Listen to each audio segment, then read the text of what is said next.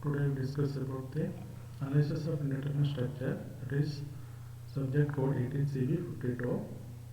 The module 4 flexibility matrix method. Today we discuss the section 2. The outcome of this subject is construct the bending moment for beams and frames by end of this session. The presented by Dr. Naveen GM.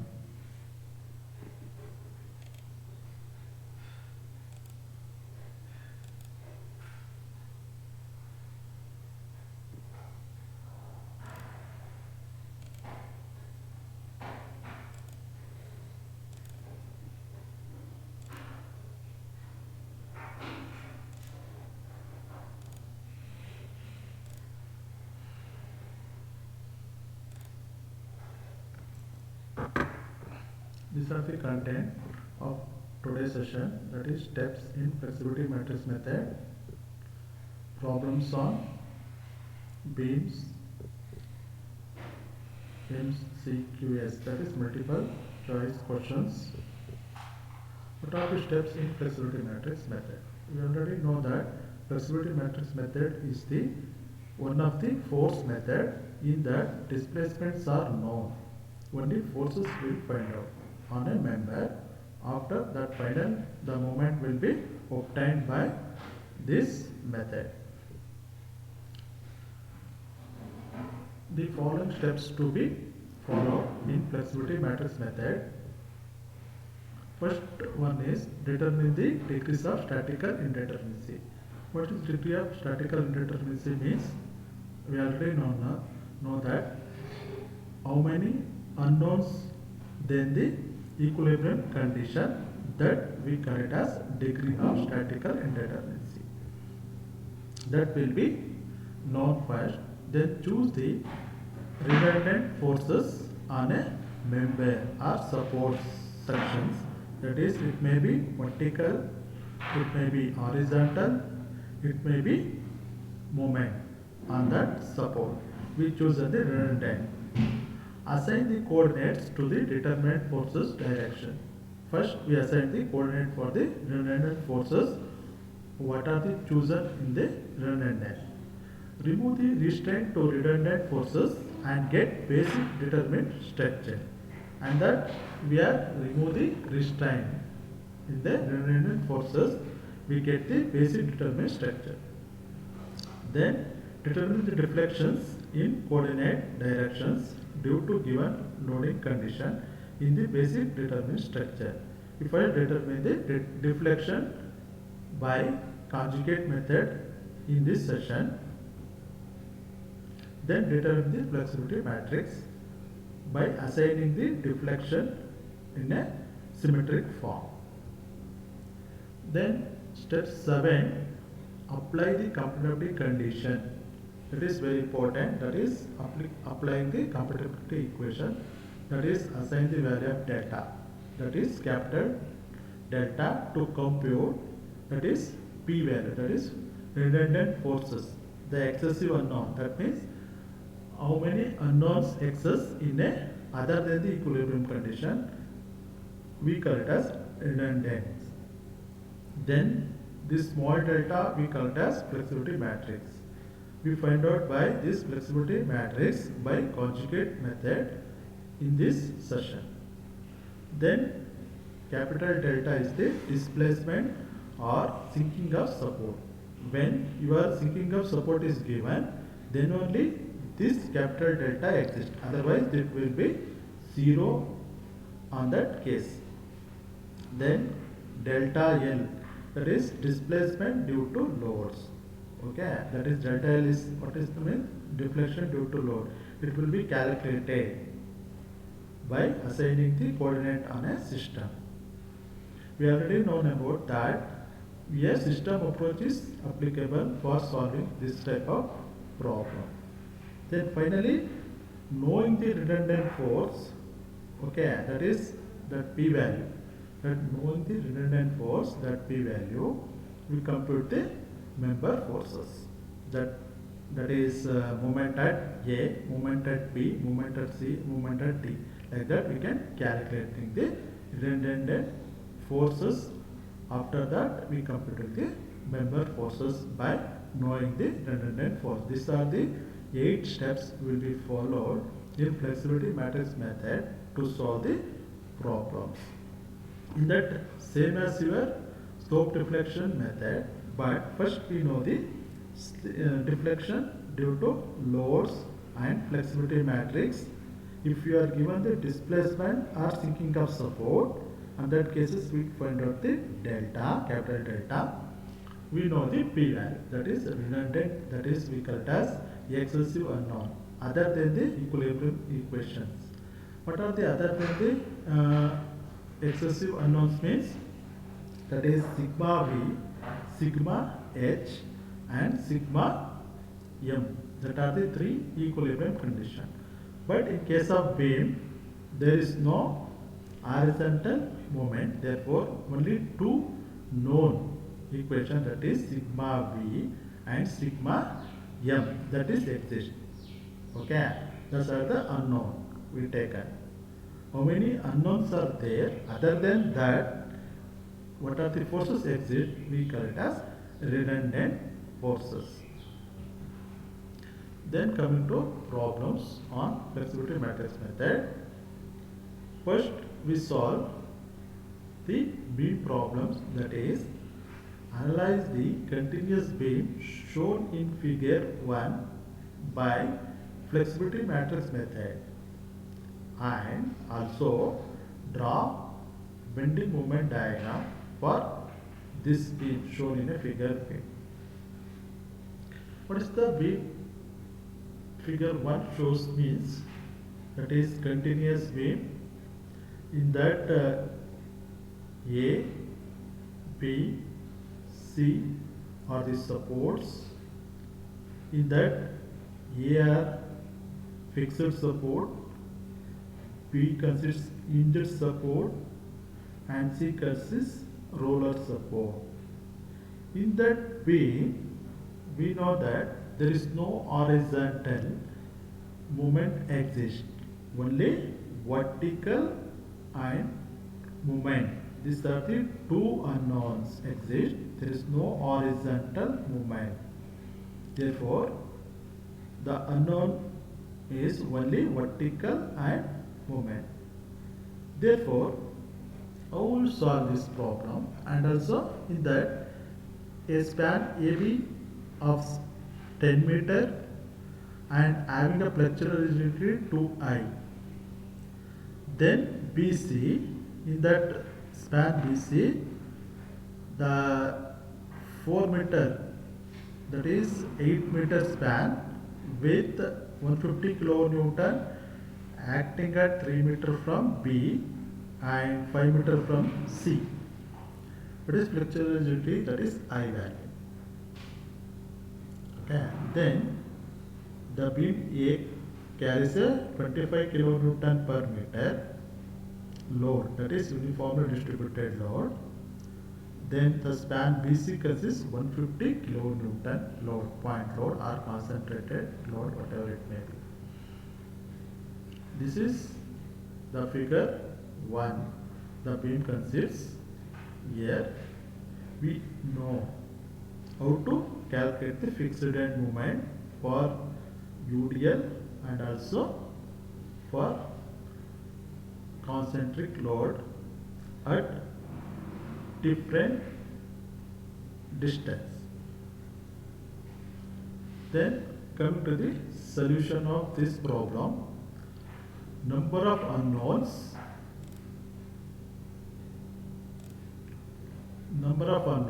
that is equal to, that is VA, here vertical support, VB, that is at B vertical support, and C.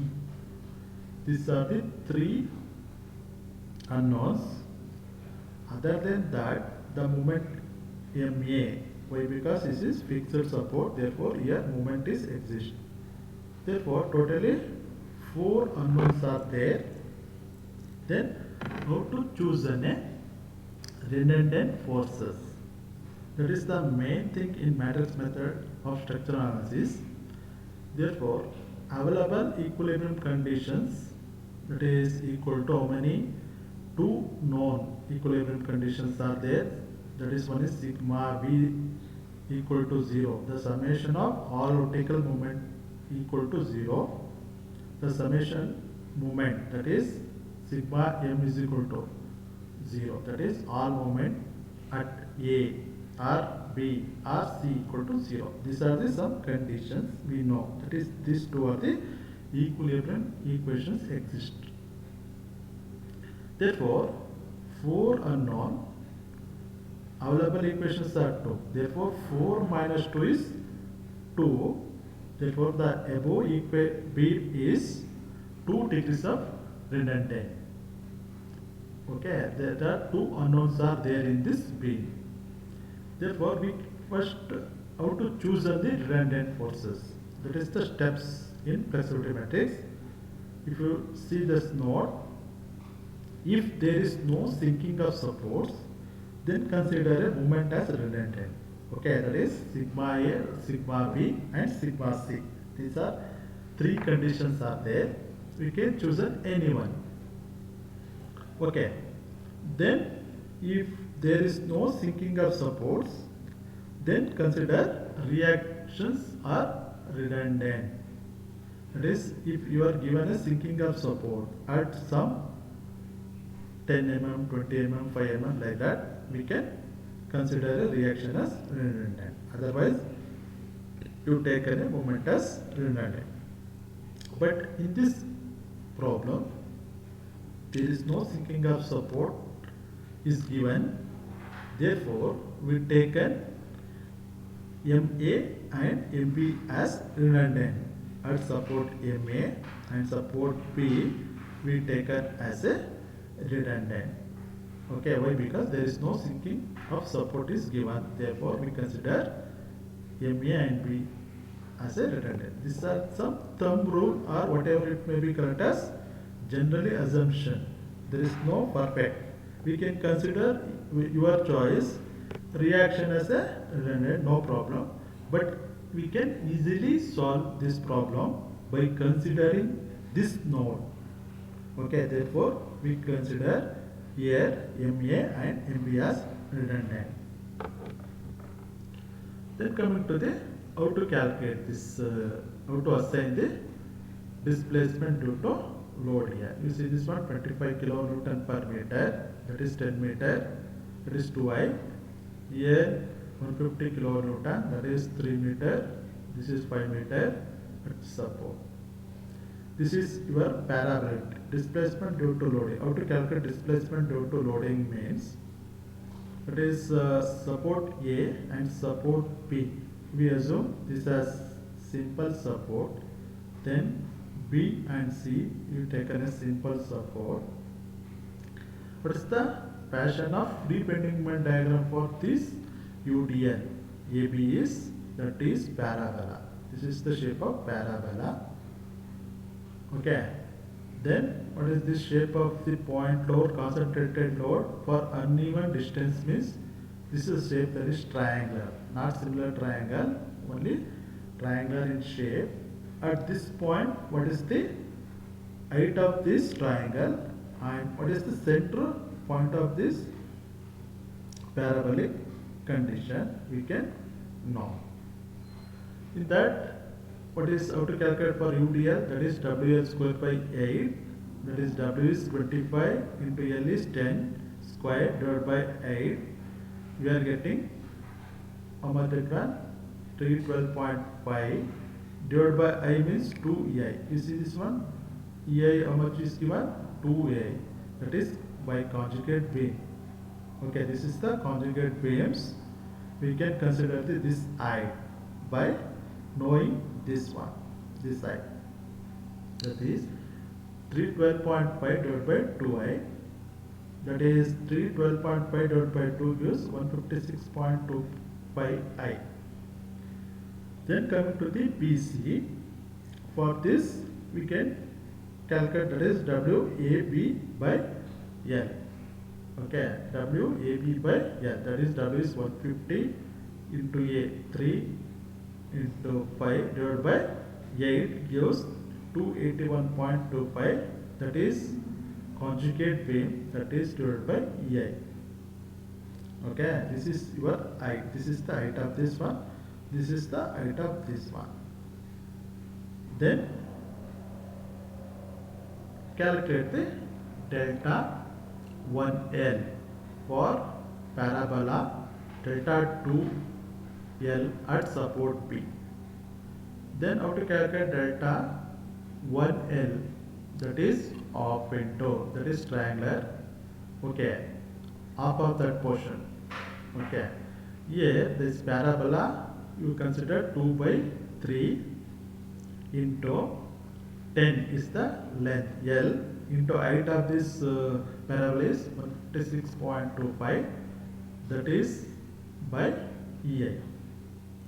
That gives 2 cancel, 3 into 10 into 156.25 gives 520.83 by EI. This is how we can calculate the 1 delta L or delta 1L, whatever it may be. This is the, what is one capital delta we can calculate it. Then similarly for at B, delta 2L, how to calculate delta 2L is equal to half into 2 by 3 into 10 into 156.25 by EI. This is same as your delta 1L, that is the area of parabola, plus 1 by 8, that is total length of this beam. Similarly 1 by 8 into half into 5, that is this half into 5 into 281.25 EI into 2 by 3. This is triangular portion, that is 2 by 3 from for P. Then into 2 by 3 into 5 meter, this, okay, the distance, plus half into this, consider this portion, that is half into 3 into height of this value is 281.25 by EI. Then this triangular CG, that is 1 by 3 into 3 plus 5 meter. Therefore, we are equal to 130.2 divided by EI. That is your delta 2L. The summation of this value, we get 130.2 by EI. Okay, this is delta 2L. This is your delta. Okay, then you generate the next steps is to generate the flexibility matrix. That is delta is equal to, we can generate delta 11, delta 12, small delta 21, small delta 22. How to calculate this delta? That is means delta means flexibility matrix. How to generate? Since moment are taken as redundant, already told about why, because there is no sinking of support here. Apply unit moment at A and B. First we apply unit load at A. If you applying moment at A, that is 1 kilonewton, unit load means 1 kilonewton applying here at A. This is support A, this is B, this is C. Then at A you are applying 1 kilonewton means this is triangle fashion of moment. Due to this moment, we unit due to this moment, the triangular is forming by conjugate, that is delta 11. We can generate delta 11 at support A. Okay, here delta 21. Delta 21 is generated P. Okay. Similarly,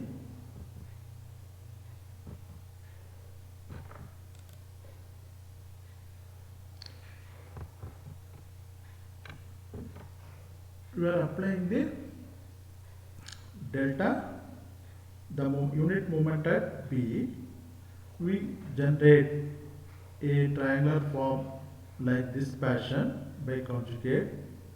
we are applying a unit load 1 kilonewton here, 1 kilonewton here. We generate delta 1 to delta 2 to here. Okay. We are applying here means only this portion will be generated from this side. But applying the moment at this unit load at B means the passion of this triangle will be forming. Therefore, we calculate delta 1 2 and delta 2 2. By that passion of triangle, delta 1 1 we can take at A 1 by 10 of 1 by 2 into 10 into 1 by 2 of EI. Okay, height of that height of this triangle. Similarly for here, then 2 by 3 of 10. That is triangular CG is 2 by 3 of 10. That is L is the length of a span. How much we are getting? 1.67 by EI. Then similarly delta 21. How can you calculate this delta 21 means 1 by 10 of 1 by 2 into 10 into 1 by 2 of EI. This is the area of triangle. Then 1 by 3 into 1 by 10. That is CG of this triangle. That is 1 by 3 of 10. That gives the 0.833 EI. Okay, this you are getting delta 11, delta 21 by applying a unit moment at A. Then applying a unit moment at B, you see this bending moment, passion and triangular passion of this one. That is A, B, C. Here 1 by 2 I, here 1 by I. Why? Because 1 by 2 I means here flexural rigidity is given 2I. Here only I is given. Okay, this is by applying a unit moment at B. We can calculate delta 1 2 and delta 2 2. Here how to calculate delta 1 2, that is 1 by 10 of 1 by 2, that is area of triangle half into base into I into 1 by 3 into 10. Why? Because 1 by 3, that is we taken CG from this to this of 1 by 3 of 10, that gives 0.833 I. This is similar as your delta 21. You observe this point. Then delta 22 is equal to 1 by 10 of 1 by 2 into 10 into 1 by 2 of EI. That is area of triangle at that portion AB 2 by 3. That is triangle into 10 plus 1 by 8. That is span of this 1 by 10, 1 by 8 into 1 by 2 into 8 into 1 by EI of 2 by 3 into 8. That is equal to 4.33 EI. The summation of this gives 4.33 EI. Then we assign this delta value in symmetrical form or matrix form. Arrange this matrix form. That is delta 11 equal to 1.67 EI.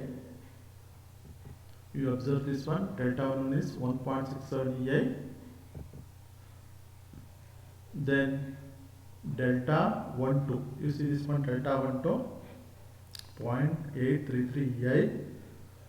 Here delta 21 is equal to 0.833 EI. Then delta 22 is equal to 4.33 EI. Okay, see this one, 4.33 EI. You taken 1 by EI as constant in outer side of this matrix. We get this matrix form 1 by EI of 1.67, 0.833, 0.833, 4.33. This is the delta value that we call as deflection of a member. We can know by conjugate pin. Then inverse of this delta. How to form that inverse of delta? We know that what is the equations? We know that P is equal to delta inverse of minus of delta L minus delta. Okay, therefore we need small delta inverse. That inverse of this value, how to calculate this inverse? EI as upper side divided by this into this 1.67 into 4.33 or 0.833 into 0.833, that is outer side. Then we are replacing this 4.33 here, 1.67 here. If you observe this one, 4.33 and 1.67 is replacing, okay, interchanging this value. Then this value will be changing this sign. We are getting a inverse of delta. Then delta inverse is equal to EI divided by 6.57. That is, this value is over that value 6.57. We are getting here same as 4.33 minus 0.833, here minus 0.833, here 1.67 we are getting. Okay, this is your inverse of delta. Then coming to, we know that P is equal to delta inverse of delta minus delta L. Here delta is 0. Why? Because there is no sinking of support is given. Therefore P is equal to, what are the unknown? We are assuming MA and MB. Therefore equal to EI by 6.57, 4.33 minus 0.833, here minus 0.833, here 1.67. Then delta is equal to here 0. We taken here 0 minus of delta 1 delta L, 2 delta L is equal to, that is 520.87 EI, here 1130.20 EI. This we are getting by conjugate beam. Here minus into, we have taken minus as here minus 520.83 minus 1130.20, then here equal to EI. You taken EI as taken, cancelling here EI, this EI 1 by 6.54, that we equal to 4.33 minus 0.833, here minus 0.833, 1.67, that is 4.33 into 520.80, that is minus, plus minus 0.833 into minus 1130.82. This summation we are getting minus 200.87. Okay, how to multiply by this value is 4.33 into minus 520.83, minus 0.833 into minus 1180.23, that gives minus into minus plus, that means minus of 200.87. Similarly, to calculate MB, minus 0.833 into minus 520.83 plus 1.67 into minus 1130.80, we summation of this value divided by 6.54 gives minus 2.26 kilonewton meter. This is the value you are getting MA and MB. Then how to draw bending moment diagram for that value? We know that MA is equal to how much? 200.87 kilonewton meter. Then how much we are getting that MB? That is 222.26 kilonewton meter. And what is the free bending moment diagram? That is, here see this one, parabola. Okay, that is we call it as symmetrical parabola or parabola whatever. This is the fashion of bending moment diagram for UDL. That is 312.5 kilonewton meter. That is the height of this value. That is W square by 8 we are getting for UDL. Here W AB by L gives 281.25 kilonewton meter. That is BC. This is the fashion of bending. How to draw this? You see this one? This is a free bending moment diagram, not exact, but it should be scale. It is 312.55, this is the height. Here, 281.25. Okay, this is positive. You see this one? The sign is here plus, downward is plus, this is minus. Here plus, here minus. Here plus, here minus. Here minus, here plus. Okay, therefore plus minus is 287.25. Here the moment MB from this here plus 222.26, here minus 222.26 here. Okay, like that we can draw the free bending moment diagram. Here exact bending moment diagram for this problem. This is how we can draw the bending moment diagram for this problem. This for free bending moment diagram for UDL. This is point rho at different distance. Then coming to the multiple choice question for this session. The deformation of a spring produced by a unit load is called. What is spring produced means unit load if any. Okay, springs produce. It is one is what is that one? Stiffness, flexibility, influence coefficient, unit strength. The deformation of a spring is produced by unit load is called, what is that one? Well known, we see this one, flexibility. Okay, so your answer is B.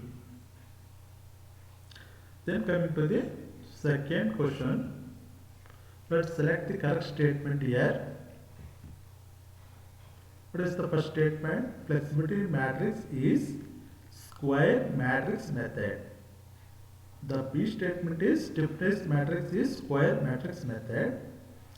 C is both A and B, and D is none of the above. We know that flexibility matrix is always symmetric.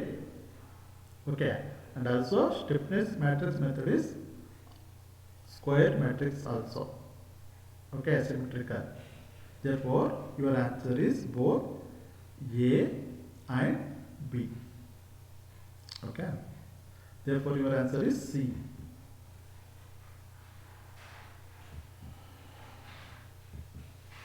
Then coming to the third question, that is numerical accuracy of solution increases if flexibility coefficient with large values are located. That is, first one is near main diagonal, near edges, in between, near side middle. You see this one, numerical accuracy of solution increases. Accuracy increases if flexibility coefficient with large values are located. What is that one? Diagonal, near main diagonal, not in the near edge. Okay, not in between, not in near side middle.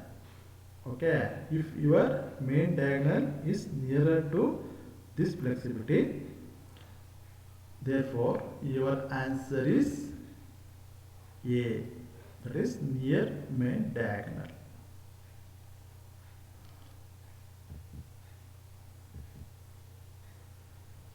Next question is, for stable structures, this stable structure means we, we know that what is stable means sigma v, sigma h, sigma m equal to 0.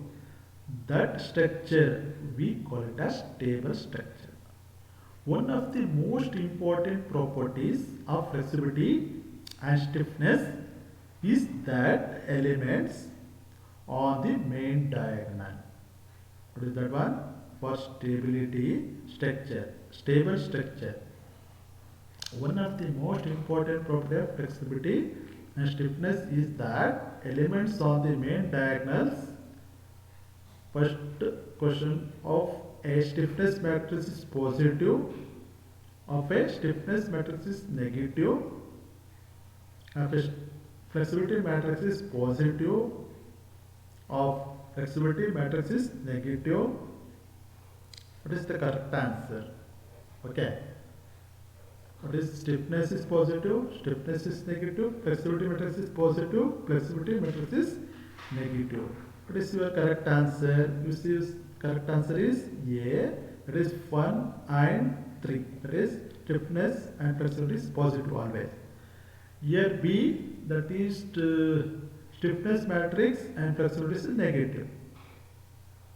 Then C, that is flexibility matrix is positive. Then flexibility matrix, stiffness matrix is positive. Flexibility matrix is negative. That is third. T1, that is here of a stiffness matrix is positive and flexibility matrix is negative. Okay, this is your C value. What is this here? You see this one. What is A?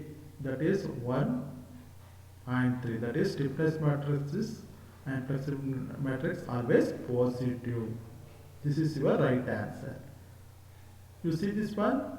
C and D is similar. We observing this point here given to confuse your answer. Here give a same answer, but this is not a correct answer.